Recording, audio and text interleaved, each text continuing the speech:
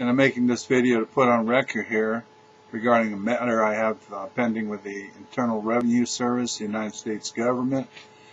About in 1995-96, I did not file tax returns as I had no taxable income and no obligation to file these tax returns. The government had a different position, and they thought that I had taxable income, but we both agreed that I did not file tax returns. So back and forth, government correspondence, not answering my questions, actually not being responsive, just coming at me saying you owe money. They tried to hit my bank accounts. They tried to hit my employer and such to get money. They never collected any money on this, but in 2008, they filed a lawsuit trying to get a judgment for $144,000 and to foreclose on my family home. Through the process, there's something called discovery, and part of discovery is seeking answers to interrogatories. So I posed some interrogatories, and among them I asked for copies of assessments, and they were never produced, and of course the government didn't have to produce them. They used some other form to say that, yeah, they were done, but in fact don't actually produce the assessments. I also asked them to give me the code section, to provide the code section that imposed the liability on me in the first place.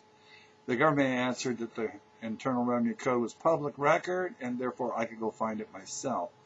The judge was not satisfied with that answer, so he ordered the government to answer the question further. Well, then the government came back and said, here are the code sections that relate to this matter. My original question was, which section of the Internal Revenue Code imposed the tax on me?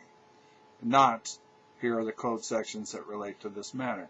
Anyway, through a process of summary judgment, and summary judgment is supposed to be used in legal proceedings when both sides agree on the facts. There are no material issues in dispute.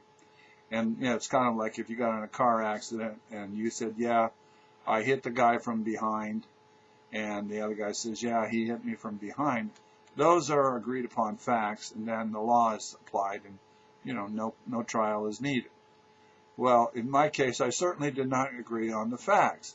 That the judge does is he rules that Benoit only had a technical disagreement on the definitions, but he agrees on the facts. I certainly didn't agree on the facts whatsoever.